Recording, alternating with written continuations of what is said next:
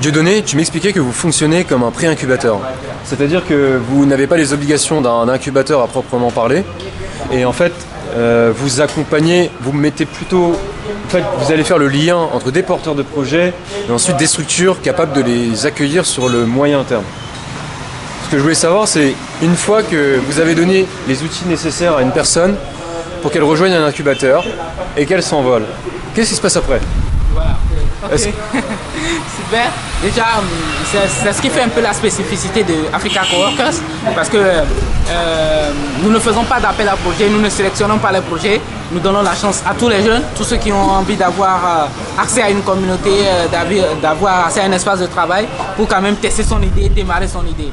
Et donc, une fois que l'idée est bien démarrée et que ça sent, ça peut donner quelque chose, nous, par exemple, on essaie aussi de travailler sur les autres ressources qui sont disponibles, qui peuvent, par exemple, accompagner cette jeune entrepreneur en question. Ça peut être un autre incubateur qui a peut-être plus de moyens ou bien peut-être plus de technologie ou encore plus de connaissances dans son domaine d'activité pour y aller. Nous ne nous appelons pas comme un incubateur, nous ne nous définissons pas clairement comme un incubateur ni comme un espace coworking, mais nous sommes à mi-chemin entre un espace coworking et un incubateur classique. Donc nous parlons plutôt en termes de communauté. Et donc là, cette communauté, elle vous lie en fait. Même si vous partez, par exemple, vous avez ce sang de coworking, du sang de coworkers qui coule dans votre veine. Même déjà là, vous allez à un certain niveau, vous allez commencer par faire ce que nous appelons l'effort collaboratif. En fait, l'effort collaboratif, c'est que de temps en temps, vous pouvez organiser une activité en fonction de votre domaine de compétences et l'argent peut-être que vous allez récolter, vous le reversez par exemple à la communauté. C'est libre et volontaire. Et une fois que tu auras grandi, une fois que tu auras démarré de tes propres ailes et autres, tu restes toujours comme un mentor pour les autres startups, pour les autres jeunes pousses qui viennent, et également dans la mesure de tes moyens, contribuer pourquoi pas, ne serait-ce qu'en sponsorisant nos événements, parce que les événements, il y en a plein. Et donc pour nous, c'est un événement, c'est une activité cyclique. Les premiers startups qui vont grandir peuvent maintenant financer d'une certaine manière le fonctionnement des nouvelles startups et autres et tout ça là. Et voilà, vous sortez, mais vous gardez toujours votre sang coworking là, vous gardez toujours votre appartenance à la communauté. Et quand il y a un événement qui doit être organisé, où on a besoin de solliciter des fonds, on ira tout naturellement vers vous et à vous de nous accompagner ou pas. Bon, et je pense que tu dois rencontrer pas mal de profils ici qui sont intéressés pour évoluer ici. Est-ce que la plupart des profils de jeunes arrivent à tenir sur la durée ou parfois tu as des barrières sociales qui s'imposent? Oui, clairement, c'est pas tout le monde qui arrive véritablement à faire mûrir leur idée, bon, du moins à continuer dans l'avancée de leur start-up. Pourquoi? Parce que déjà lorsque vous avez une idée, vous pouvez prendre assez de temps pour la développer. Ensuite, peut-être trouver le business model de cette idée-là. Maintenant, entre-temps, vous avez faim. Entre-temps, le jeune entrepreneur a des besoins. Et beaucoup plus, il subit la pression familiale. Il y a plein de jeunes entrepreneurs ici qui sont avec nous, qui subissent la pression familiale.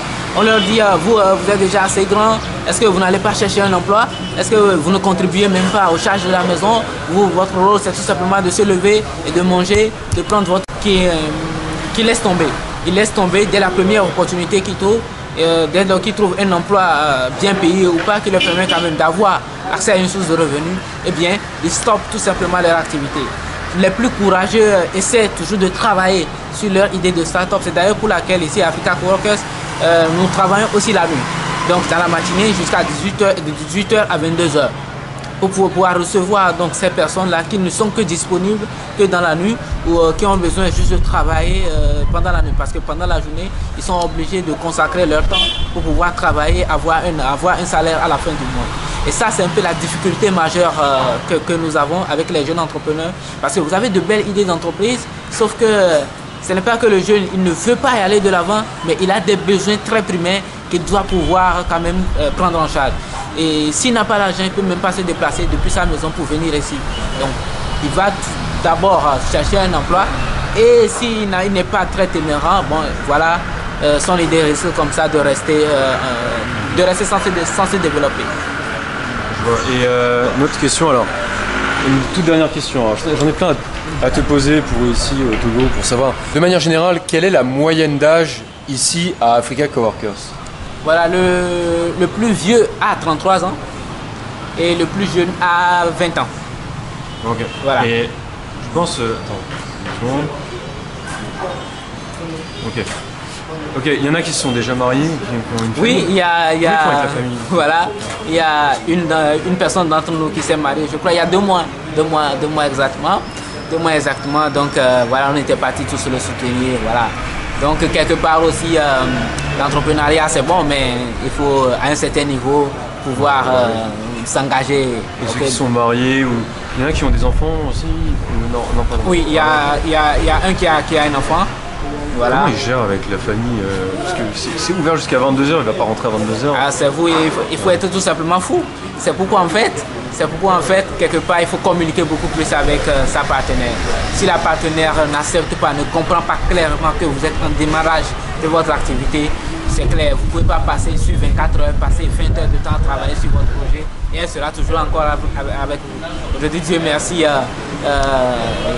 ceux qui sont déjà presque engagés ont quand même trouvé une partenaire ou un partenaire qui comprend quelquefois les réalités de l'entrepreneuriat.